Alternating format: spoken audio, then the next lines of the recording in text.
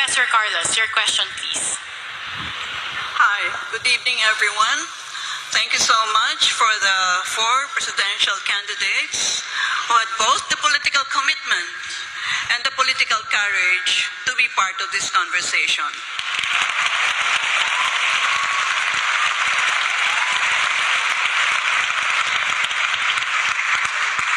My area of research and expertise is on foreign policy and defense and security, so my first question will be within the rubric of these issue areas. All right. If the Quad were to become a collective security alliance, you, as our country's chief architect of our foreign policy, are you going to make the Philippines as a member of the Quad? Why and why not? Senator Marcos?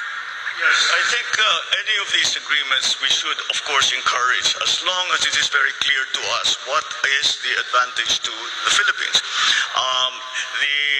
What the professor just mentioned was she spoke about the great powers trying to carve out spheres of influence. I reject that model that I believe no longer applies in the geopolitics of the modern world. The old Cold War thinking. We have to ply our own way. And so it really would depend on what is inside, or what those agreements say that the Philippines is what will be doing and what those other partners of ours will be doing for the Philippines. And once again, because we shouldn't think of the old Cold War system, we should always think in terms of the fine line that the Philippines has to tread in all our foreign policy decisions. But if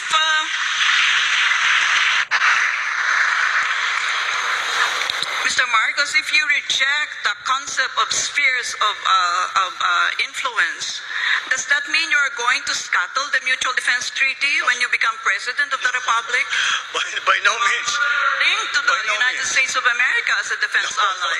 By no means. The relationship with the United States, our special relationship with the United States is not something that we can treat, be cavalier about. It is a very important one. And it has stood us in good stead for over 100 years. And that, I think, will never disappear from the Philippine psyche, the idea and the memory of what the United States did for us and fought with us in the last war. And so that is a specific part of our foreign policy.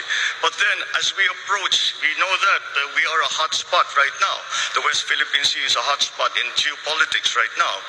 And that is why we still have to find our own line in terms of all of these arrangements. Except the one simple principle is that we will not cede 1 square inch of the Philippines to any country.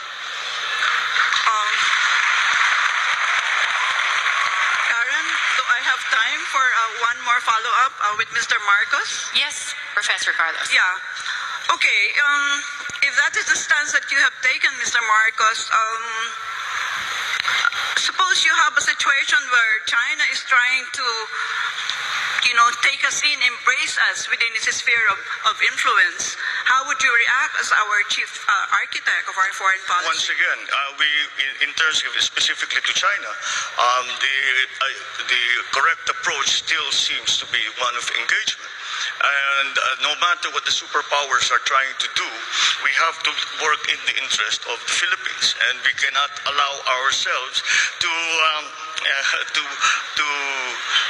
be part of the foreign policy of any other country. And we have to have our own foreign policy. So again, whatever the superpowers do, we as a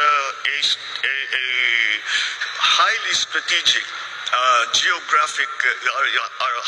having a highly strategic geographical location in the world, really have to walk that very, very fine line between these great powers who, I always say, these are great powers, we are in between. If they sneeze at the same time, we disappear from the map. And that is something that we always have to keep in mind.